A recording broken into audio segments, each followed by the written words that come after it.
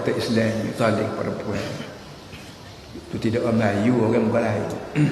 Walaupun muka-muka Melayu, tapi kalau dia baca ayat-ayat begini jelas Islam jaga hak wanita lebih pada dia jaga hak laki-laki. Wa ahsan iddah. Lepas pada time nak cerai tu mesti time waktu perempuan tu bersih bersih daripada darah bulanan dan kena bilai pula iddah. 3 bulan 10 hari, 3 bulan ke 4 bulan 10 hari kena jaga molek, kena baci molek biar jangan berjadi iddah lama dah.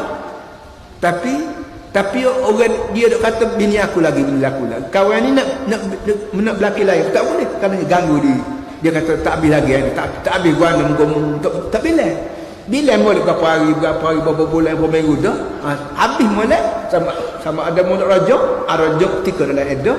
Bila habis iddah nak rajak juga tak boleh, mungkin nak menikah semula pula, cari piti semula, makai semula, belah lembu semula yang rasa